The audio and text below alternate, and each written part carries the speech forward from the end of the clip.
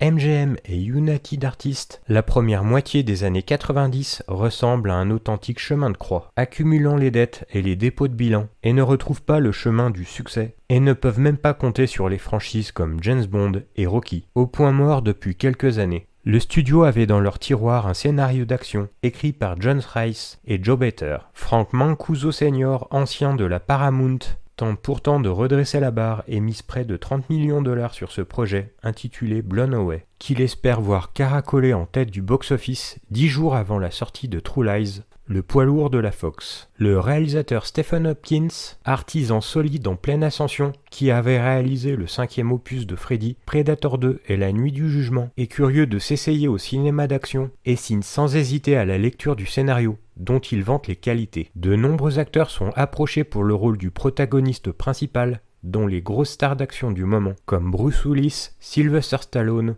ou des plus classiques comme Michael Douglas et Harrison Ford. Mais c'est finalement Jeff Bridges voulant s'essayer également dans un film d'action qui remporte le rôle. Oscarisé l'année précédente dans son rôle dans Le Fugitif et courtisé par tous les studios, Tommy Lee Jones accepte également de se joindre à l'aventure pour le rôle du flamboyant bad guy.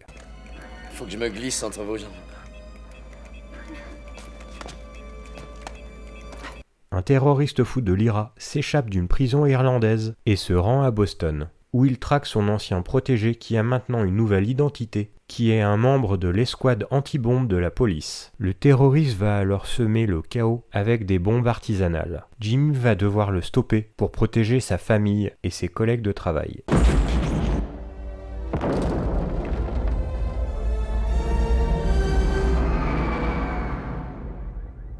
Ce thriller remarquable pour son sens de l'action, la justesse de son écriture et la finesse de sa narration a souffert injustement à sa sortie de la concurrence relative sur un sujet voisin de Speed de 1994 de Jan de Bont.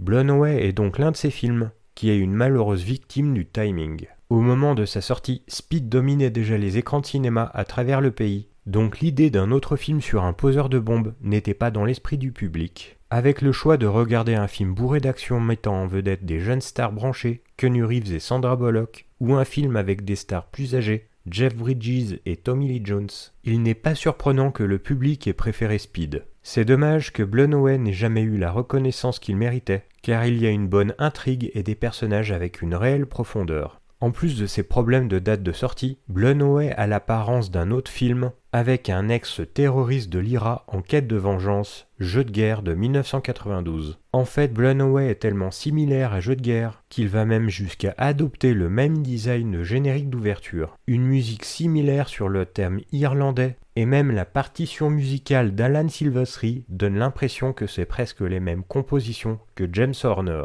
Ajoutant à tout cela le film L'Expert avec Sylvester Stallone, toujours dans une thématique de poseur de bombes, sorti quelques mois plus tard. Pourtant le jeu du chat et de la souris, entre le machiavélique et revanchard peseur de bombes et le démineur beau gosse ne manque pas de piquant, distillant savamment la montée d'angoisse d'une menace sourde et apparemment inéluctable. À chaque nouvelle bombe, la tension monte d'un cran et s'illustre à l'écran par des explosions spectaculaires et des scènes d'anthologie.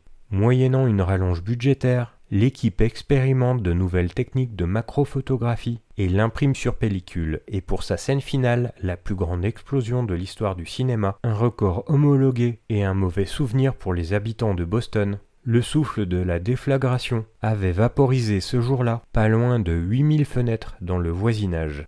Le personnage principal de Blown Away est Jimmy Dove joué par Jeff Bridges, un expert en bombes qui sort de sa retraite pour stopper son ancien mentor. Jeff Bridges aurait facilement pu incarner ce personnage comme un héros à part entière, mais utilise son talent pour jouer un personnage beaucoup plus crédible dont les premières années en Irlande reviennent le hanter. Maigre et beau, même s'il était dans la mi-quarantaine quand le film a été fait, Bridges était en effet un héros sympathique. Son Jimmy Dove étant un héros d'action solidement complexe pour l'époque. Il se sent comme un homme ordinaire, avec lui dépourvu de la corpulence de la plupart des stars d'action de l'époque. Jeff Bridges, au jeu très naturel, sait donner une épaisseur à son personnage, désinvolte en surface, mais miné par un passé qu'il ne peut pas évacuer, qui sait être attentif à sa famille et à ses collègues. Tommy Lee Jones est absolument brillant en tant que terroriste maléfique qui veut se venger. Même s'il a l'air de cabotiner à mort, son jeu surfe entre la folie et le délirant. Une certaine ressemblance entre la folie de son personnage et celui de Jack Penn de Dennis Hopper dans Speed est assez frappante.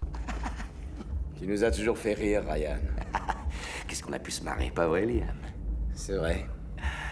C'est nettement moins drôle maintenant.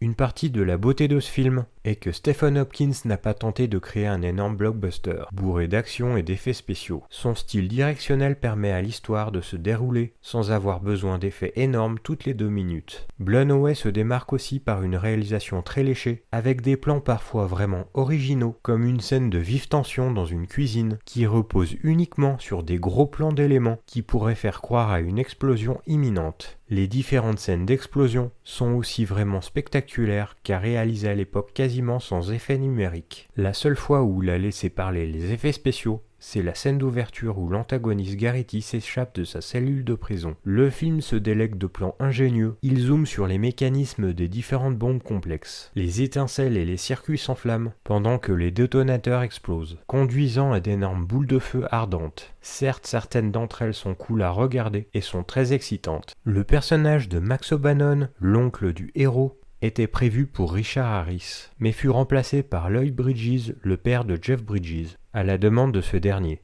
Il fut toutefois casté car il sortait des Hot Shots et faisait douter de son potentiel dramatique par les producteurs dans cette période, chose qui sera alors validée lors d'une scène très émotionnelle et de tension entre le père et le fils, dans une séquence quasiment christique. Le personnage de Max apporte toutefois de l'humour et de la cocasserie au film. Pas dû faire ça, papa. Papa, il t'emmerde.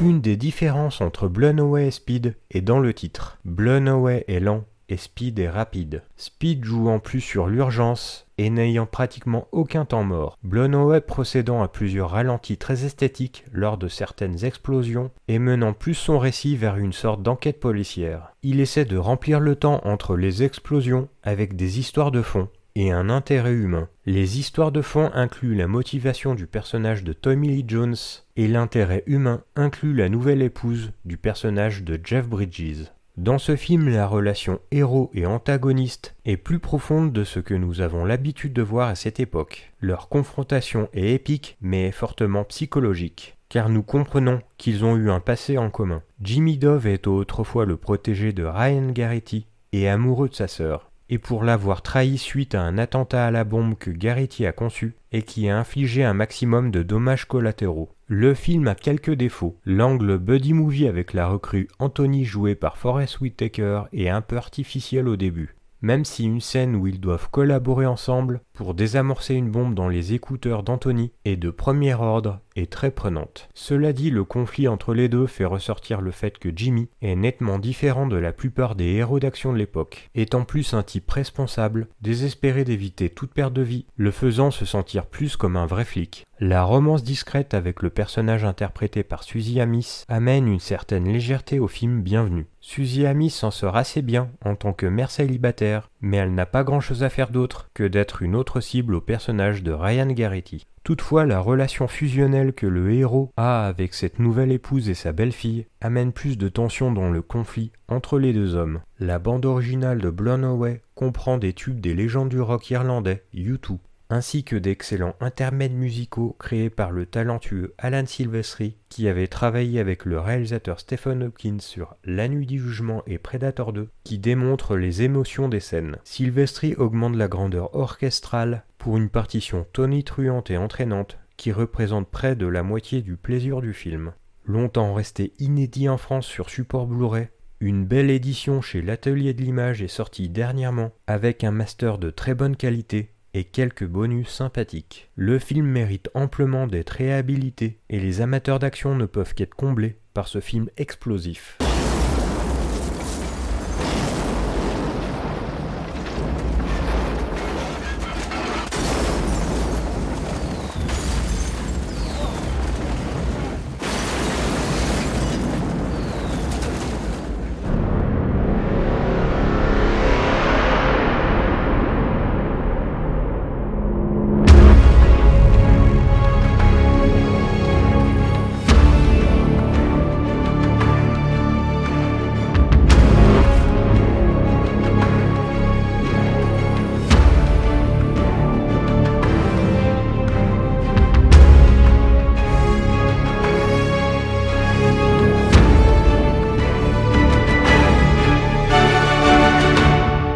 jouer à la roulette? De temps en temps. Laisse-moi te filer un tuyau. Parie toujours sur le noir.